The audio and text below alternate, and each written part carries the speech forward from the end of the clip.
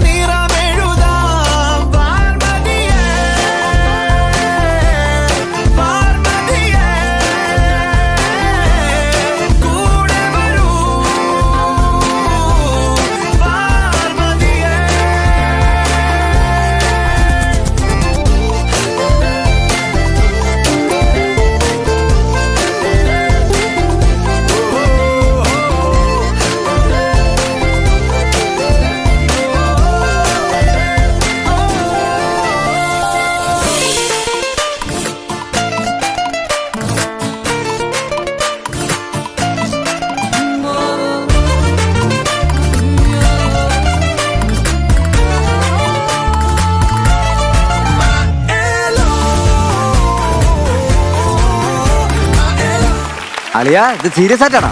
Hello ഞങ്ങൾ ആങ്കറാണ് ഇത്. ഞാൻ വെറുതെ അയ്യോ എന്താ മാറിപ്പോയി. അയ്യോ മിനിക്കുട്ടി ഇങ്ങോട്ട് ഇറങ്ങി വാ. എന്റെ ദൈവമേ ഭയങ്കര നാണക്കാരിയാന്നേ. ഇറങ്ങി വാ. ഭയങ്കര നാണെന്ന് പറഞ്ഞ ഭയങ്കര നാണം. ഞങ്ങളും കാണട്ടെ. പന്നില്ലേ ഞാൻ വിളിക്കട്ടാ എന്ന് ചമ്മലായിട്ടാ. ഇല്ലെങ്കിൽ അവള് വരും. ചേട്ടാ ഭയങ്കര നാണക്കാരിയാ. ലജ്ജാവതി ആയിരിക്കണം. പന്നില്ലേ? അല്ല ഞങ്ങൾ പോയി വിളിച്ചിട്ടുണ്ടോ അടുക്കള കാണാൻ പോകുമ്പോ? നിന്നെ വിശ്വാസമല്ല, എനിക്ക് വിശ്വാസമില്ല. എന്നാ ഒരു കാര്യം ചെയ്യാ, ഞാനേ ഇവരുടെ അടുത്ത് അനുഗ്രഹം മേടിച്ചിട്ട് ഞാൻ അങ്ങ് വരാം. എന്തോ കാണിച്ചാലോ? ചേട്ടാ ചേട്ടന്റെ കല്യാണം കഴിഞ്ഞാൽ ചേട്ടൻ നേരെ ചേട്ടന്റെ വീട്ടിലല്ല പോണ്ടേ, നേരെ ഇങ്ങോട്ടാണ് വരുന്നത്. അല്ല എന്റെ സംഭവം എന്താണെന്നറിയാമോ? ഈ ഞങ്ങള് ഭയങ്കര സ്നേഹിച്ച് കല്യാണം കഴിച്ചാണ്. ഭയങ്കര ദൈവവിശ്വാസമുള്ള ആളാണ്. ഇപ്പഴെന്ന് പറഞ്ഞാൽ ഈ സ്റ്റാർ മാജിക് എന്ന് പറഞ്ഞ പരിപാടി ഇല്ലേ, അത് ഭയങ്കരമായിട്ട് കത്തി നിൽക്കുകയാണ്. ഇവിടെയുള്ള താരങ്ങൾക്ക് ഒരു ദൈവികതയുണ്ട്, അനുഗ്രഹീതര കലാകാരന്മാരാണ്. അപ്പൊ ഇവിടെ വന്നേച്ച് ഒരു അനുഗ്രഹം മേടിച്ചിട്ട് അങ്ങ് അതല്ലേ ചേട്ടാ അതിന്റെ ഒരു ഗുരുത്വം. അത് വേണം. പിന്നെ ഞാൻ കൂടുതലും ഇങ്ങോട്ട് വരാൻ കാരണം എന്ന് വെച്ച് കഴിഞ്ഞാൽ എന്റെ അതേ ഷേപ്പുള്ള ഒരു ഉഗ്രൻ ആർട്ടിസ്റ്റിന്റെ ബിനുവടിമാലി. വേറെ സംഭവമുണ്ട്. എന്റെ നാട്ടിൽ ചെന്ന് കഴിഞ്ഞാണല്ലോ ചേട്ടത് കേൾക്കണം. എന്റെ നാട്ടിൽ ചെന്ന് കഴിഞ്ഞാൽ എന്നെ ബിനോടിമാലിന്ന് വിളിക്കണേ. ഇപ്പൊ മനസ്സിലായി. അല്ല ഇപ്പൊ മനസ്സിലായി. ഇവിടെ കിടന്ന് തലങ്കും വിലങ്ങനും ചാട്ടവാർ അടി കൊള്ളുന്ന ഒരാളാണോ? അതാണ്. ചേട്ടാ എന്തായാലും ഞങ്ങളെ ഭയങ്കര ഇഷ്ടമാണ്. ഇവിടെ വലിയ പോസിറ്റീവ് എനർജി ഉണ്ടെന്നൊക്കെ പറഞ്ഞില്ലേ, എന്നിട്ട് ഞങ്ങളെ കല്യാണം വിളിക്കാത്ത വളരെ മോശമായിട്ടാണ്. എന്നെ വർത്താനം പറഞ്ഞു എന്നെ പോലും കല്യാണം വിളിച്ചില്ല, പിന്നെയാണ് നിങ്ങളെ വിളിക്കുന്നത്. അതല്ല എല്ലാം പെട്ടെന്നായി പോയി. അല്ല പ്രോട്ടോകോൾ ഉണ്ടല്ലോ, എല്ലാം പെട്ടെന്ന് അധികം പേരെ വിളിക്കാനും പറ്റില്ല. എല്ലാം പെട്ടെന്നായി പോയി. കല്യാണവും ഡൈവേഴ്സും എല്ലാം പെട്ടെന്ന്. നീ ഇങ്ങനെ അറമ്പറ്റണ വർത്താനം പറയുന്നു. അതല്ലാന്ന് പറഞ്ഞു. പിന്നെ കല്യാണം പെട്ടെന്നായി പോയി എന്നാ ഉദ്ദേശിച്ചത്. സംഭവം പിടിച്ച് കെട്ടി വീട്ടിൽ നിന്ന് പറഞ്ഞു. ഇത് ഏത് വീട്ടിലല്ല, ഇത് ഏത് തെങ്ങിലാണ് പിടിച്ച് കെട്ടിയെന്നും കൂടെ പറഞ്ഞാൽ ആ സൈസ് വർത്താനം പറയട്ടെ. പ്ലാവിലാണ് നിങ്ങൾ ആ സൈസ് വർത്താനം പറയുന്നത്. തെങ്ങ പിടിച്ച് കെട്ടിയത് കഴിഞ്ഞ ആഴ്ച ഓമനയുടെ വീട്ടിൽ കയറിയപ്പെടല്ലേ? അയ്യോ അല്ലേ? അപ്പൊ കെട്ടി അപ്പൊ മറ്റേ പ്ലാവെ പിടിച്ച് കെട്ടിയത് എവിടെയാ? പട്ടാളക്കാരന്റെ വീട്ടിൽ നിന്ന് പട്ടാളക്കാരൻ തിരിച്ചു വന്ന് പറഞ്ഞു കഴിഞ്ഞാൽ മറ്റേ ടെറസിന്റെ മേളിൽ കയറി ഇങ്ങനെ നോക്കി ഓട്ടയിട്ട് നോക്കിയിട്ട് അതിനല്ലേ പിടിച്ചേ. കവുങ്ങയിലടിച്ചത് ബാബുച്ചേട്ടന്റെ വീട്ടില്. അത് ബാബുച്ചേട്ടന്റെ വീട്ടിലെ ബെഡ്റൂമിൽ കയറിയപ്പോഴാണ് അത് പിടിച്ചത്. ഇങ്ങനെ മാറ്റി പറഞ്ഞ് നമ്മൾ സമ്മതിക്കുമോ? എന്റെ പൊന്നെ നിനക്കറിയാലോ, ഞാൻ കല്യാണം കഴിച്ചല്ലോ. ഞാനാണെങ്കിൽ സെക്കൻഡ് ഷോയ്ക്ക് പോണ ഒരു സ്വഭാവമുണ്ട്.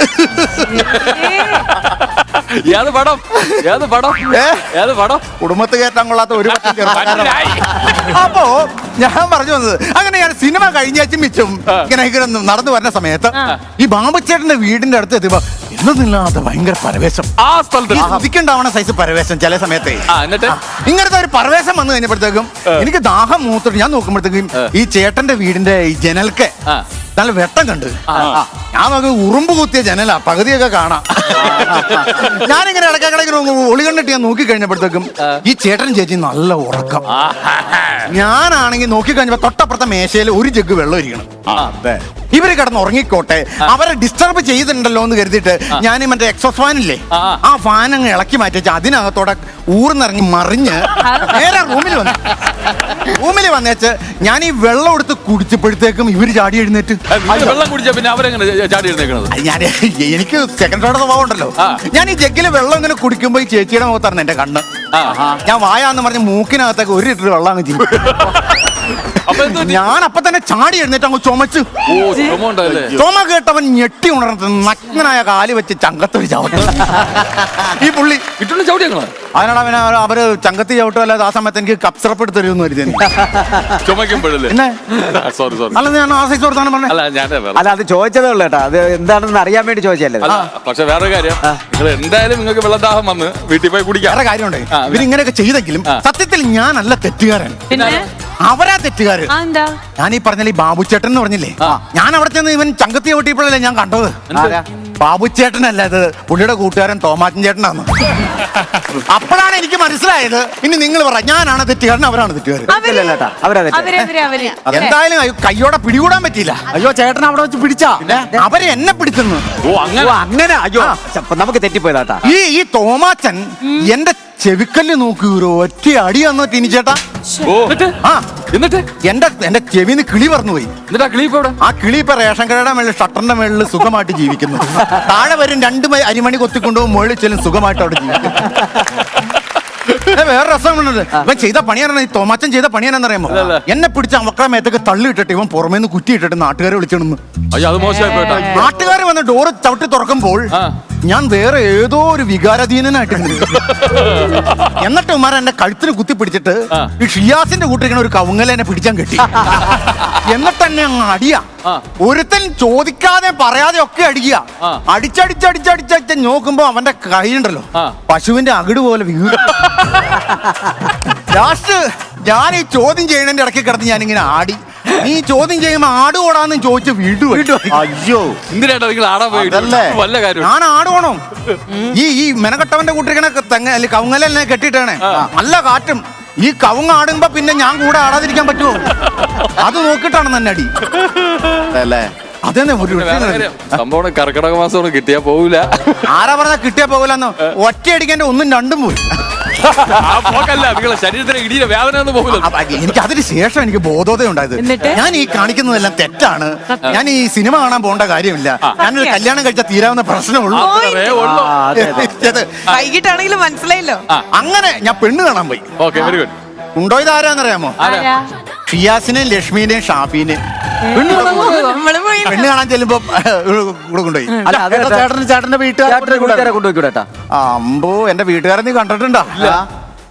എന്നെക്കാളും കട്ടാ.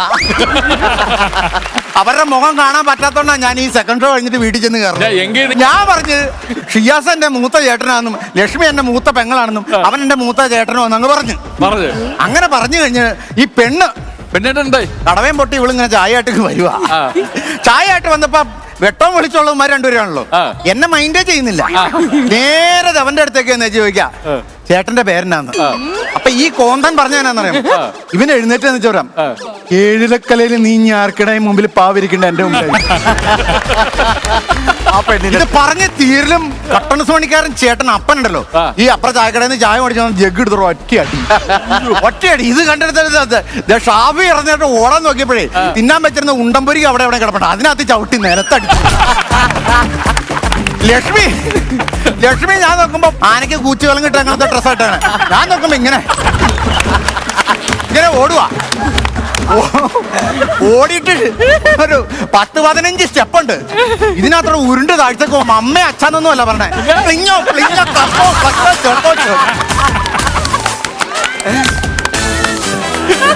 എന്റെ പൊന്നെ അങ്ങാതി അതിനുശേഷം എനിക്ക് മനസ്സിലായി ഈ സംഭവം ഇതൊന്നുമല്ല. എനിക്ക് പ്രശ്നം വരാൻ കാരണം ഇതൊന്നുമല്ല. എന്തോ ജാതകപരമായിട്ട് എന്തോ പ്രശ്നം ഇല്ലേന്നൊരു നോക്കാത്തുണ്ട്. ഞാൻ ജോത്സ്യം ചെന്നുണ്ട്. ഞാൻ ജോത്സ്യനെ ചെന്ന് കണ്ടപ്പോ പുള്ളി എന്നോട് പറയാ, കുട്ടപ്പ നിന്റെ കല്യാണം ഒരിക്കലും നടക്കില്ല. എനിക്കിങ്ങനെ പറഞ്ഞ് എന്റെ മുഖത്ത് നോക്കി അങ്ങനെ പറയാൻ പാടുണ്ടോ? ഒരിക്കലും പറയാൻ പാടില്ല. ഞാൻ പറഞ്ഞു നിങ്ങൾ ആ രീതി സംസാരിക്കരുത്, എന്റെ കല്യാണം നടക്കൂന്ന്. ഈ പുള്ളി പറയാം നടക്കില്ല. ഞാൻ പറയും നടത്തുമെന്ന്. അങ്ങനെ ഈ പുള്ളി പറയാണ്, വീണ്ടും പറയാണ്, അങ്ങനെ നടന്നാൽ ഞാൻ ഈ പണി ഉപേക്ഷിക്കുന്നു. ഇപ്പൊ പുള്ളി എന്ത് ചെയ്യണം? ഇപ്പൊ പുള്ളി മെക്കാഡോണിക്ക് പോവാ. അതിനുശേഷം മറ്റൊരു ജോത്സ്യനെ കണ്ടപ്പോഴാണ് പറഞ്ഞത്, കുട്ടപ്പ ഇതിനെല്ലാത്തിനും പ്രശ്നം എന്നാണെന്നറിയാമോ? നിനക്ക് ഒരു ജാതകദോഷമുണ്ട്, അതുകൊണ്ട് ആദ്യത്തെ കല്യാണം നടക്കില്ല.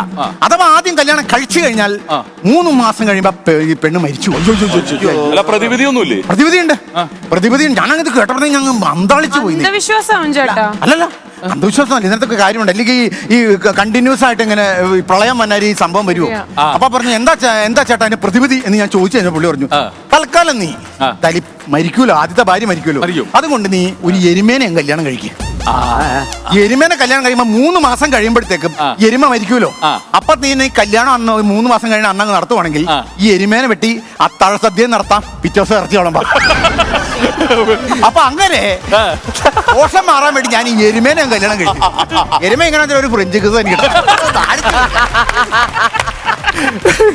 ഞാൻ ഈ താലി കെട്ടിയിട്ട് ഞാനിങ്ങനെ ദക്ഷിണ കൊടുക്കുന്ന സമയത്ത് എന്റെ ആത്മാർത്ഥ സുഹൃത്ത് പ്രേമാനന്ദൻ ജോത്സ്യൻ ഓടി വരുവാണ്. ജുബ്ബ മാത്രമേ ഉള്ളൂ, കൊണ്ട് ഊർന്നു പോയി. എന്നോട് പറയാനുള്ള ടങ്കര ത്വരകാരനെ ഓടി വന്ന ചോറ, കുട്ടപ്പ നീ ചതിക്കപ്പെട്ടടാ, നിന്നോട് എരുമയെ കല്യാണം കഴിക്കാൻ പറഞ്ഞ ജോത്സ്യനല്ലേ, അവൻ വ്യാജനായിരുന്നു. നിന്റെ ഗ്രഹനില പ്രകാരം നിന്റെ ആദ്യത്തെ പെണ്ണ വാഴുള്ളൂ. ആദ്യം കല്യാണം കഴിച്ച ആ ഭാര്യയാണ് എന്റെ ഭാര്യ, പേര് മിനിക്കുട്ടി. ചേട്ടാ ഈ പാട്ട് കേട്ടാ ഞാൻ ഇനി ഉറങ്ങാൻ പോണ എല്ലാ രാത്രി. അതെ ചേട്ടാ, അല്ല ഞാനൊരു കാണിച്ചോട്ടെ, എന്റെ ഭാര്യനെ കൂടെ കൊണ്ടുവരാം. ചേട്ടാ അവിടെ ഫ്ലോർ ഒക്കെ വൃത്തിയിടാവില്ലേ? എടാ നിന്റെയൊക്കെ ചെളിയുടെ കൂടെ ആ ചെളി എന്തെങ്കിലും ചെളിയാവോടാ? എത്ര ചെളി അടിച്ചിട്ടാണ് ഇവിടെ. അല്ല പിന്നെ വേറെ സംഭവമുണ്ട്, എനിക്ക് ചെന്നിട്ട് ധൃതിയുണ്ട്. ഈ അടുക്കളയുടെ അവിടെ ഒരു തൊഴുത്ത് കെട്ടണം. അപ്പൊ ഞാൻ പോയിട്ടോട്ടെ, ഞാൻ പെട്ടെന്ന് ചെന്നില്ലെങ്കിലേ ഈ തങ്കച്ചന്റെ മാതിരി ഒരുത്തിന് അവിടെ കിടന്ന് കറങ്ങണ്ട്.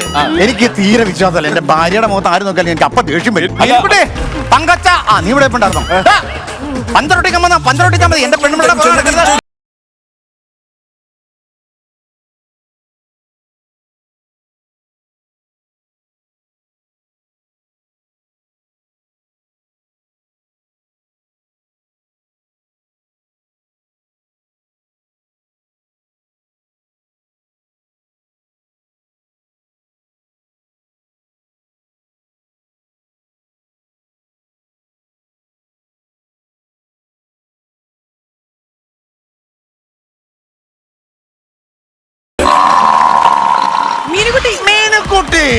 അതൊരു വലിയ എരുമയായിരിക്കും അല്ലേ? അതിന്റെ കരച്ചിലിന് ഭയങ്കര നീളം. അപ്പോ happy married life wishes to Kuttappan ചേട്ടൻ ആൻഡ് മീനുക്കുട്ടി. അടിപൊളി വിൻചേട്ടാ, അടിപൊളിയായിരുന്നു. Super performance. അടിപൊളി അടിപൊളി അടിപൊളി. വീണ്ടും പറയുന്നതല്ലേ നമ്മുടെ സ്ക്രിപ്റ്റ് റൈറ്റേഴ്സിന് കൈയോട്. കാരണം നമുക്ക് ഓരോ ആർട്ടിസ്റ്റുകൾക്ക് കളിക്കാൻ പാകത്തിനുള്ള ഈ പ്രഭാഷണം എന്ന് പറഞ്ഞു ഇവിടെ ഇരുന്ന അല്ല ഇത് കാരണം നീ അടിച്ച് തകർത്തതുകൊണ്ട് ഞങ്ങൾ ഇരിക്കുന്നില്ല. എത്ര വർഷമായി കല്യാണം കഴിഞ്ഞിട്ട്? അതൊക്കെ എന്തിനാ നമ്മളിവിടെ പറഞ്ഞത്? അങ്ങനെയല്ല, നല്ല ശരിക്കും ഒരു കല്യാണ ചെക്കൻ ലുക്ക് അല്ല, അടിപൊളിയായിട്ട്.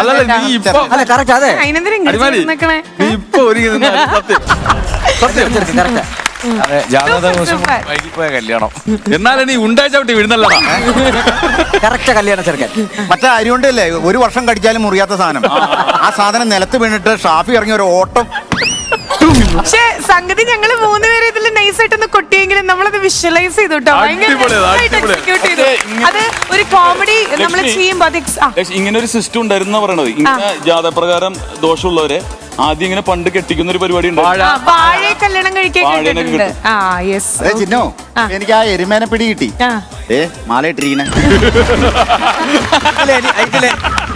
ഇതിലെനിക്ക് ഇഷ്ടപ്പെട്ടതേ ലാസ്റ്റില് എരുമയുടെ സൗണ്ട് ഇട്ടില്ല, ടൈമിങ്. അതാണ് എനിക്ക് ഇഷ്ടപ്പെട്ടത്. സ്കിറ്റ് വിളിക്കാൻ വേണ്ടി. അവന്റെ പേര് അനന്തു. 8 മുതൽ 12 വരെ സ്റ്റേറ്റ് ആൻഡ് CBSE. ഇനി വിജയ് എജു ആപ്പിൽ മാറുന്ന കാലത്ത് മാറ്റത്തിനായുള്ള പഠനം.